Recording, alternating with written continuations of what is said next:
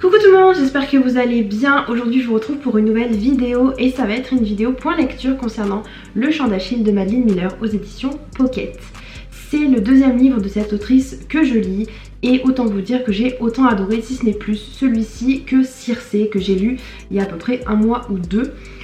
C'est encore de la mythologie, je sais pas si Madeleine Miller n'écrit que de la mythologie ou si je suis tombée uniquement sur ces deux livres qui parlaient de mythologie, mais elle écrit vraiment très bien la mythologie et sa plume est absolument divine et j'adore les personnages, j'adore vraiment tout dans cet univers on va dire mythologique et dans les récits de Madeleine Miller que j'ai lus jusqu'à maintenant. Donc de quoi parle celui-ci? C'est le chant d'Achille, donc on va parler d'Achille principalement.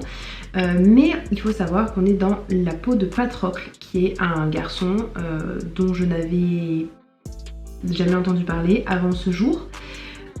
Patrocle, c'est un garçon qui au début vit dans un pays, c'est un prince, et il va faire une petite bêtise et il va être exilé, du coup il va être envoyé chez Achille parce que sa famille s'occupe de recueillir les princes exilés qui ont fait des petites bêtises comme lui pour essayer de le remettre dans le droit chemin. Et donc il va rencontrer Achille là-bas forcément.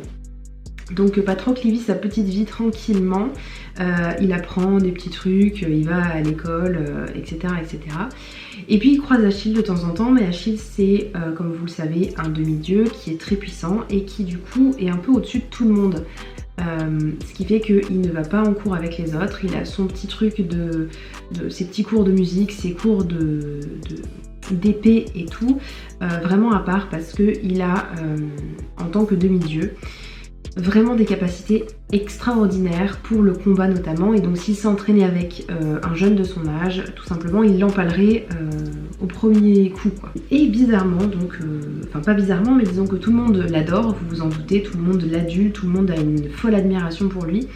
Et Patrocle ne déroge pas à la règle, surtout que lui, c'est vraiment le contraire. C'est un garçon assez renfermé, qui n'est pas très sociable. Du coup, Achille, lui, il est ami avec tout le monde. En plus, comme il est super doué, forcément tout le monde l'apprécie. De l'autre côté, Patrocle, lui, c'est le contraire. Il a plutôt du mal avec les gens. Il est plutôt chétif, il est plutôt maladroit. Bref, vous avez compris, on a deux personnages totalement différents. Et pour autant, Achille va vraiment s'intéresser à Patrocle et ça va être un peu son bouclier face aux méchancetés qu'on pourrait lui dire ou quoi que ce soit. Et il va y avoir même une relation qui va découler de tout ça. J'ai été assez surprise de voir que l'autrice allait dans ce sens-là. Alors est-ce que c'était accepté dans la mythologie, est-ce que c'est accepté ce genre de relation ou pas? En tout cas dans le livre c'est plutôt bien accepté, même par les autres personnages. Et puis il va y avoir cette fameuse guerre de Troie qui va éclater et Achille va devoir partir à la guerre. Et il va être du coup le chef, un des chefs d'une armée pour mener cette guerre. Et donc on commence l'histoire alors que les personnages ont une dizaine d'années à peu près, jusqu'à une trentaine d'années, enfin ils ont presque la trentaine ou début trentaine en tout cas à la fin. Et voilà, on a vraiment une évolution assez dingue pour ces personnages-là. J'aime beaucoup les voir évoluer et j'aime beaucoup aussi la manière dont l'autrice nous fait comprendre dans les moindres détails en fait ce que pensent les personnages, ce qu'ils sont réellement, leur personnalité, leur volonté, leur petite folie, leurs barrières qui les empêchent des fois de faire certaines choses ou qui les poussent à faire certaines autres choses.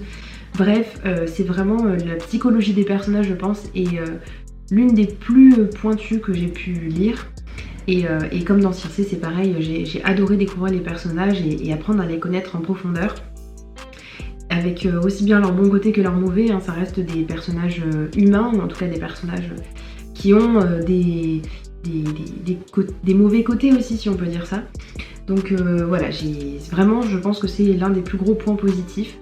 Du point de vue du rythme du récit, il est très bien dosé et même si on a l'impression de beaucoup quand même s'appesantir sur les personnages et leurs relations, en fait il se passe quand même pas mal de choses. Et voilà, c'est un livre qui est à la fois assez drôle par certains côtés, mignon, touchant, qui fait passer par pas mal d'émotions et la fin et assez tragique, mais voilà, c'est quelque chose que aussi je pense qu'on connaît, n'est-ce pas? Mais voilà, je trouve qu'on passe vraiment par pas mal d'émotions et c'est ce que je recherche avant tout dans mes lectures, donc très très contente d'avoir lu celui-ci.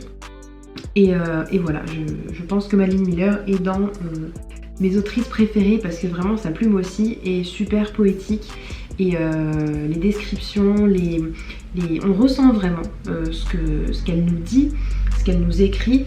Il y a beaucoup de métaphores, d'images et tout ça pour nous représenter vraiment les choses et j'aime beaucoup tout simplement. Donc si vous n'avez pas encore découvert cette autrice, surtout n'hésitez pas, même si vous n'êtes pas fan de mythologie, ce qui est mon cas, mais je trouve que c'est quand même super intéressant à lire, donc je vous le conseille à 1000%.